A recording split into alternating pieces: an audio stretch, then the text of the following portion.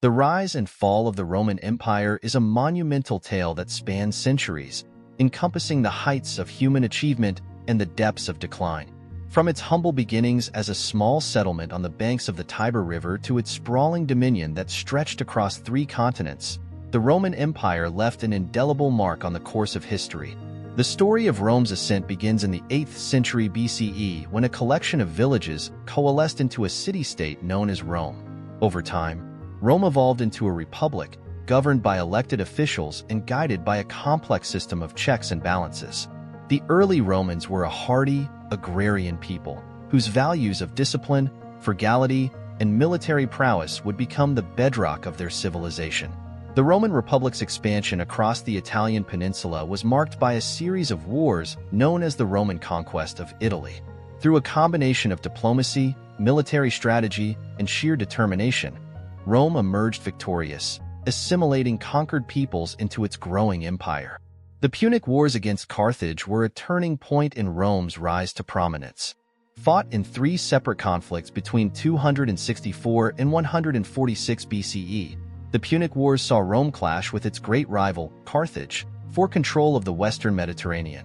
Led by brilliant generals like Scipio Africanus, Rome eventually emerged victorious, annexing territories such as Sicily, Sardinia, and Spain. With Carthage defeated, Rome turned its attention eastward, expanding its influence across Greece, Macedonia, and Asia Minor. The conquests of Alexander the Great had left a power vacuum in the eastern Mediterranean, which Rome was more than willing to fill. By the 1st century BCE, Rome's dominion stretched from the Atlantic coast of Spain to the shores of the Euphrates River. Julius Caesar's conquest of Gaul and his subsequent rise to power marked the beginning of the end for the Roman Republic. Caesar's assassination in 44 BCE plunged Rome into a period of civil strife and political turmoil. Out of the chaos emerged Octavian, Caesar's adopted heir, who would become Rome's first emperor, Augustus. Under Augustus and his successors, known as the Julio-Claudian dynasty, Rome experienced a period of relative peace and prosperity known as the Pax Romana. During this time, the empire reached its greatest extent, encompassing nearly 70 million people and covering over 5 million square kilometers. The achievements of the Roman Empire during this golden age were truly remarkable. Roman law, codified in the 12 Tables and refined over centuries, laid the foundation for modern legal systems.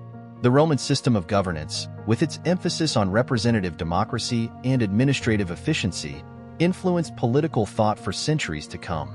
Roman engineers built an extensive network of roads, bridges, and aqueducts, facilitating trade and communication across the empire. Iconic structures like the Colosseum, the Pantheon, and the Roman baths stand as testaments to Roman architectural prowess. Roman literature flourished, with writers like Virgil, Cicero, and Ovid producing enduring works of poetry, philosophy, and rhetoric. Roman art, influenced by Greek aesthetics, produced stunning sculptures, mosaics, and frescoes that reflected Roman ideals of beauty and power. However, despite its many achievements, the Roman Empire was not immune to the forces of decline. Succession crises, civil wars, and political corruption weakened the empire's institutions, eroding confidence in central authority. Economic troubles, including inflation, taxation, and reliance on slave labor, further strained the empire's resources. External threats also loomed large on the horizon. Barbarian invasions, particularly by Germanic tribes like the Visigoths and Vandals, put immense pressure on Roman borders. The Battle of Adrianople in 378 CE, where the Roman army suffered a devastating defeat against the Goths, signaled the empire's inability to defend its territories effectively. Diocletian's division of the empire into eastern and western halves in 284 CE was an attempt to address administrative challenges, but it also contributed to further fragmentation. The western half of the empire, already weakened by centuries of decline, fell prey to successive waves of invasions. The sack of Rome by the Visigoths in 410 CE and the eventual deposition of the last Roman emperor in 476 CE are often cited as symbolic endpoints of the Western Roman Empire. However, the Eastern Roman Empire, centered around Constantinople, would endure for nearly 1,000 years before finally succumbing to the Ottoman Turks in 1453 CE. The legacy of the Roman Empire lives on to this day. Its language, Latin, evolved into the Romance languages spoken throughout much of Europe. Its legal and political institutions laid the groundwork for modern governance. Its art, literature, and architecture continue to inspire and captivate audiences around the world.